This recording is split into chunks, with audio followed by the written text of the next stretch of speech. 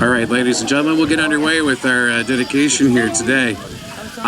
Personally, myself, I never knew Dr. Wong, and I just heard so many stories through the community about him, and when he did pass, it just the community outreach was absolutely incredible, and we're so privileged to have Dr. Wong's family here with us today, and we're going to hear a little from them as well.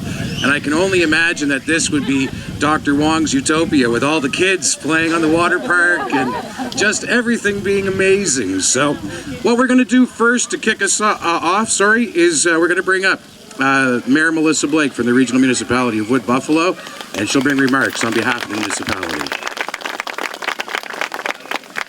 Well, thank you. Good afternoon, everyone. The Wong family in particular, and every guest that's here today, and especially the guys that are not even listening to a word I have to say. I am delighted to be here and joined by my council colleague, Tyron Alt, and former colleague, also here from the government of Alberta, no longer, luckily for him there, Don Scott. But this is just a quick note to note that each one of us has been in this community for a long time, and we probably all have our connection points with Dr. Wong.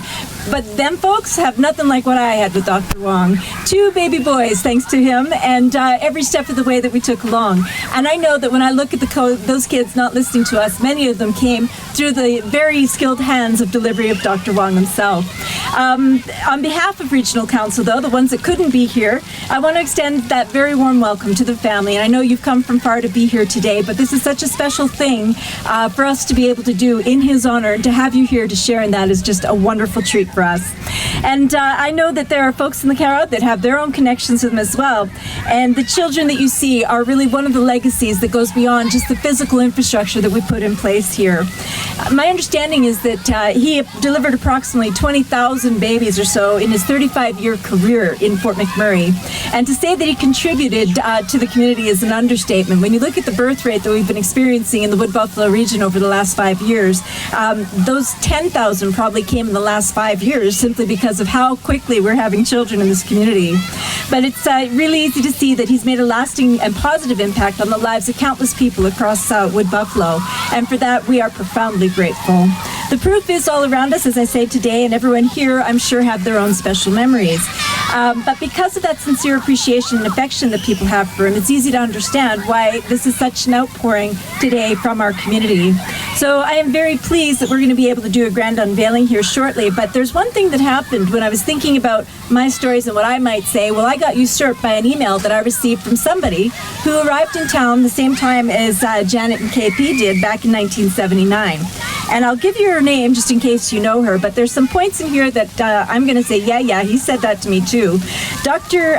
Jeanette McDonald Parsons sent this email last week, and she, of course, acknowledged what a wonderful way this was to remember him. And when she came in Fort McMurray in 1979, the same time that KP and Janet arrived, we were all great friends for the next 20 years as an original member of the Chinese Cultural Society, and would attend the Chinese New Year's parties with KP and Janet. Working in the maternity ward in OR with KP, I knew him very well. As you know, he's an amazing person. Quiet, contemplative presence, but his knowledge and lived experience touched many, many lives in Fort McMurray. He truly worried about his patients. He would always tell me when I was his patient, no ice cream, too fat, too fat. That's the part that made me say, no juice either. According to KP, that was bad. And while he had his reasons for giving us all that advice, I think it really was because he was not a gigantic man with really big hands, and he wanted those babies coming to be very small babies so they wouldn't get away from him. Needless to say, he was an excellent catcher. He taught many maternity nurses and OR nurses to care about the OB section, C-section patients and babies. He always cared about what was happening in your personal life and nurtured our souls in the OR lounge during long, hard hours in surgery.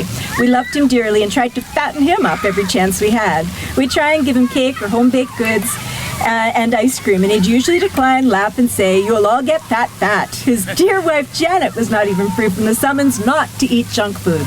So if there's a message that we could bring back from him from beyond, it would be keep your health in check always, and make sure that you do get out and you enjoy physical activity. And I'm going to skip the rest, but I want you to know that this water park, I think, is going to be something that would give him a great amount of pride to have in the community because of how many lives he really brought in to our region by his own methods of making them possible, and the fact that they're here getting out active and energetic and having just nothing but a joyful time. I give my profound thanks to Dr. Wong and the sacrifices that you as his family made when we were all taking his time in those way after hours. So thank you very much for letting us name this park in his honor.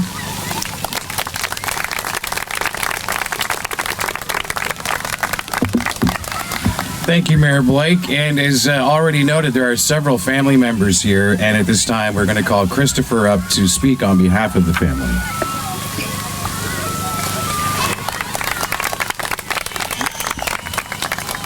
Good afternoon, everybody. The biggest thing I want to say is thank you.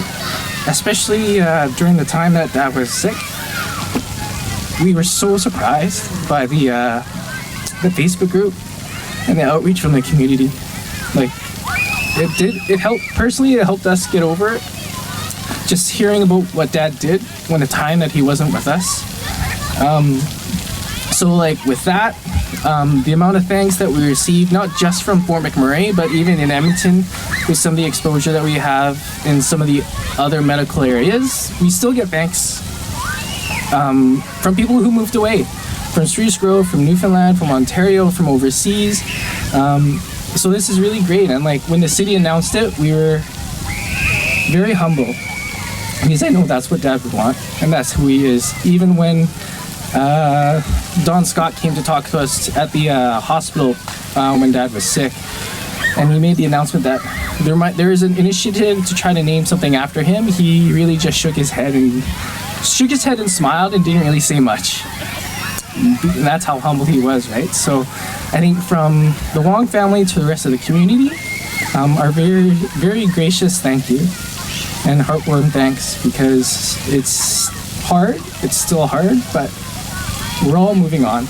And at least we have something to come back to, especially with Dad's name on it, right? Just to remember, honestly, the first time when I saw the park a couple weeks ago when it started operations, like, the first thing I noticed was it was quiet except for the children's laughter.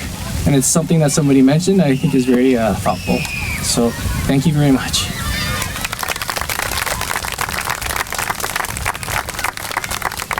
Well, thank you very much, Christopher.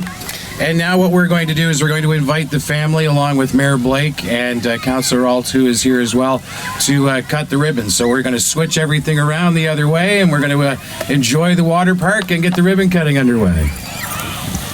Everybody, I always go 3, 2,